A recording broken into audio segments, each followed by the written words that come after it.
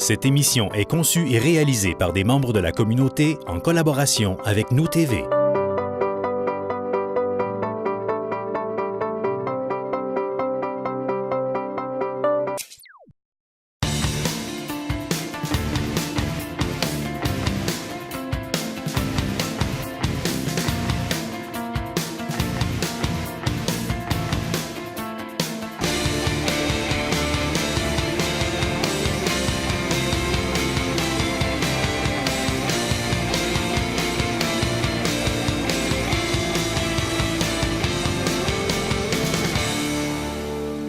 Ici Mélissa Raté, bienvenue à Allemand en mouvement. Cette semaine, mon invité Marc Asselin, maire de Ville d'Allemand, qui entame son 3e mandat.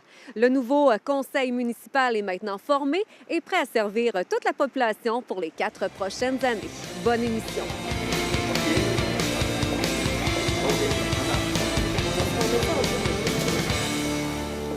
Monsieur le maire, bienvenue à Allemand en mouvement. Bienvenue. Contente de vous retrouver, évidemment, pour, on va le dire, un contrat signé pour les 4 prochaines années, assurément. Parlez-nous du nouveau conseil de ville, votre nouvelle équipe que vous comparez à une équipe de hockey, donc avec des vétérans, Jocelyn Fradette, Alain Fortin, Sylvie Beaumont, mais aussi des nouvelles recrues. Oui, du sang neuf, mais je pense que c'est important. Comme j'ai toujours dit, je vais travailler avec les gens que la population va mettre en place, puis c'est ce qui s'est passé là, avec la moitié du conseil. Alors, on a commencé une première réunion de plénier, puis ça s'est très bien passé. Et je suis convaincu que nous allons continuer à faire du bon travail. Il va s'agir de mettre au parfum, comme on dit, les nouveaux arrivants, les dossiers, préparer les dossiers, les guider un peu aussi. Puis les gens, d'ailleurs, l'ont bien dit. Ils sont là pour apprendre, puis j'ai l'impression qu'ils vont apprendre vite. Justement, comment se fait l'attribution des dossiers pour chacun des conseillers, mais aussi les différents comités au sein du conseil de ville? Bien, j'ai regardé ce qu'ils avaient écrit dans leur programme de campagne, tout et chacun là, dans leur quartier, pour voir un peu leurs compétences aussi. Et j'ai tenu compte des anciens qui étaient sur place et que je savais très bien ce qu'ils étaient capables de faire. J'ai fait un beau mélange. Je pense que tout et chacun là, ont des dossiers importants. J'ai mis des présidences partout. Et puis, la question d'être juste aussi, puis d'être équitable. Puis, ça a motivé les gens. Les gens regardaient le rapport que je leur ai donné là, au niveau des comités, puis ils semblaient satisfaits. On va être prêts là, pour démarrer sur les chapeaux de roue, comme on dit. De votre côté, on entame déjà votre 3e mandat, donc beaucoup de dossiers qui seront en priorité, évidemment, pour les prochaines années. Commençons tout d'abord côté urbanisme. Écoutez, j'avais fait des thèmes, là, vous l'avez vu un peu dans le programme que j'ai présenté, puis ces thèmes-là, j'y tiens. J'en ai fait beaucoup, effectivement. Ça a été dit dans les médias que j'avais mis une bonne charge sur les 4 prochaines années, mais j'ai sensiblement toujours fait ça, c'est-à-dire que j'étale passablement ce que je vois que la Ville d'Allemand devrait faire. Et entre-temps, bien, c'est bien certain qu'il faut avoir le support de nos gouvernements supérieurs. Il y a toujours des programmes établis. Alors, dans ce que j'ai écrit, je suis convaincu qu'on va pouvoir en intégrer dans des programmes établis et aller de l'avant. Alors, moi, je pense, entre autres, à ajuster notre politique au niveau de la famille, notre politique familiale, vis-à-vis le vieillissement de la population, c'est bien certain. Après ça, le développement durable. On a fait des bons pas de ce côté-là, mais il va falloir améliorer encore, accélérer le processus. La ville intelligente, on s'en défera pas parce que si on n'y va pas rapidement dans ce nouveau profil de municipalité-là, on va être en retard sur le reste du Québec. Les villes ont tous la tendance à aller de ce côté-là. Avec l'informatique aujourd'hui, il n'y a quasiment rien d'impossible. Alors, il faut être encore mieux branché, il faut être encore offrir de meilleurs services de ce côté-là à la population. Alors, on va améliorer notre système au niveau de la ville intelligente. Et dans le développement, là, où vous avez entendu dernièrement là, sur faire un incubateur pour le développement de l'économie au niveau de l'informatique, de l'électronique, l'économie numérique. Et puis ça aussi, si on veut être performant, puis surtout être compétitif avec les grands centres, avec l'informatique, ce qui est facile, on peut travailler à travers la planète sans avoir besoin d'être dans la couronne de Montréal. Alors, il va falloir aider, motiver nos jeunes qui ont le goût de développer des entreprises, les aider à démarrer leur entreprise dans une forme d'incubateur. Et je pense qu'on est capable de faire ça rapidement.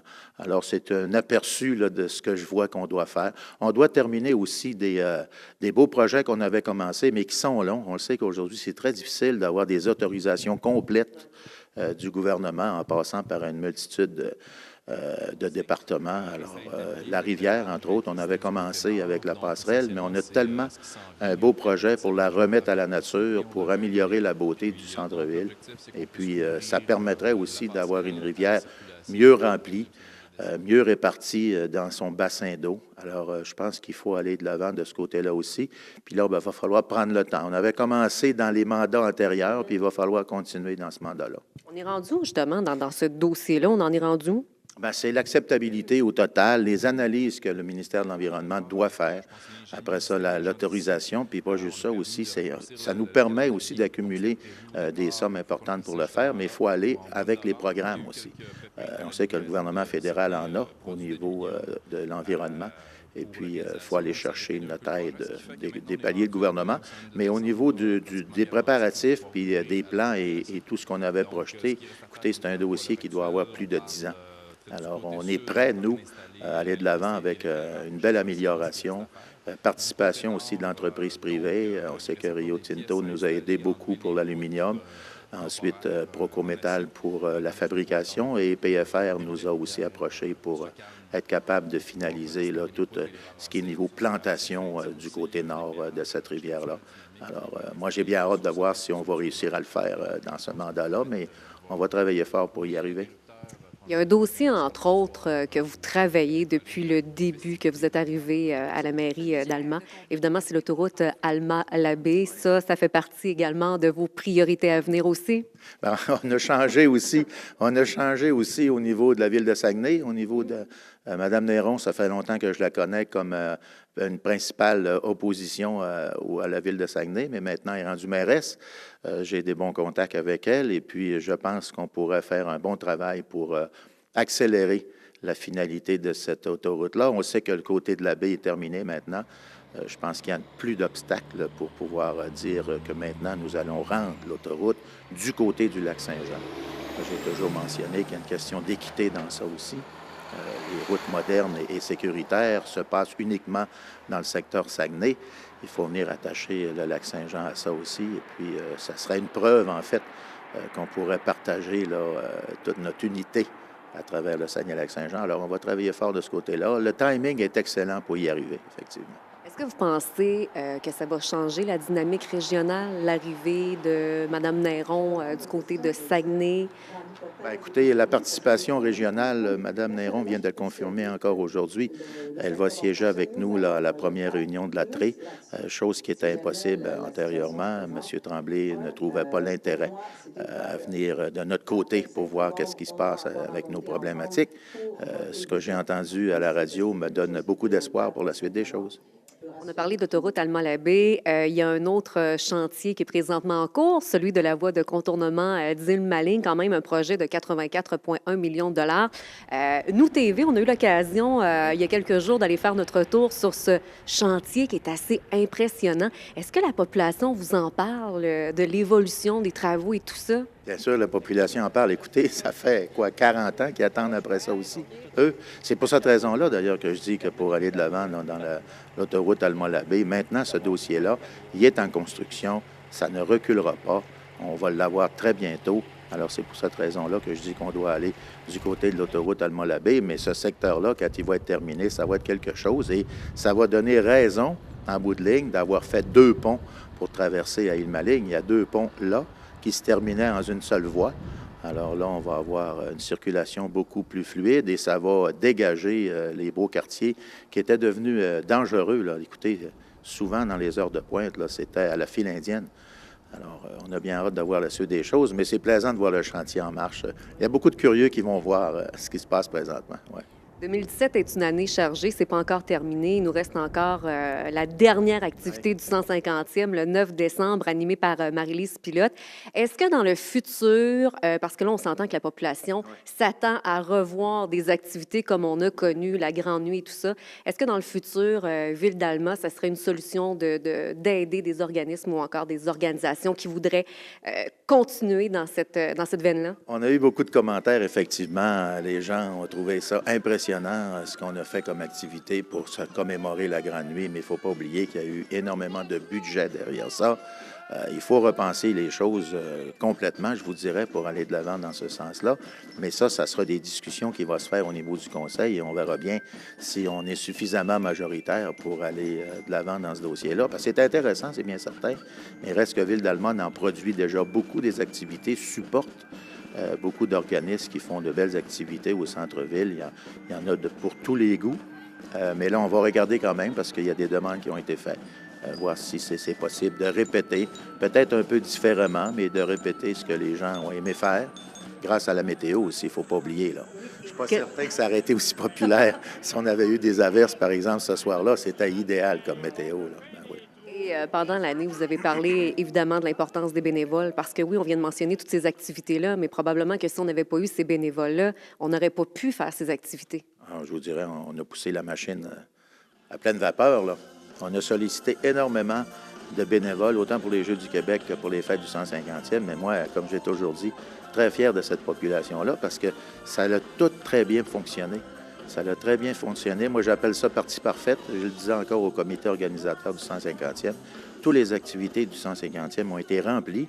Et là, on me dit que pour la finale, ça va être la même chose au centre multisport. Alors, chapeau à la population.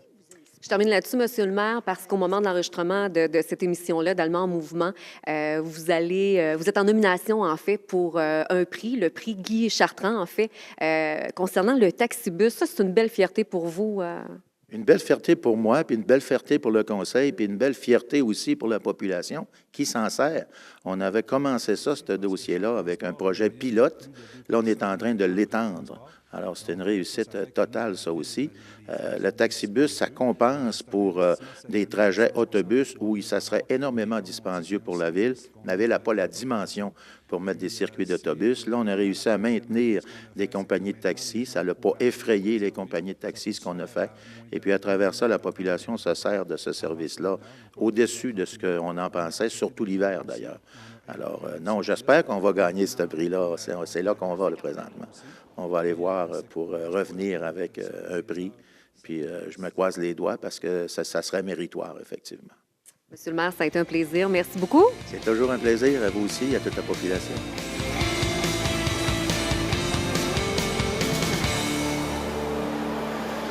Un gros merci à notre invité Marc Asselin, maire de Ville d'Alma, pour cette entrevue dans le cadre d'Allemand en mouvement. Ici Mélissa Raté, au nom de toute l'équipe de Nous TV, merci d'avoir été des nôtres. Restez là parce que le conseil municipal suit dans un instant à Nous TV.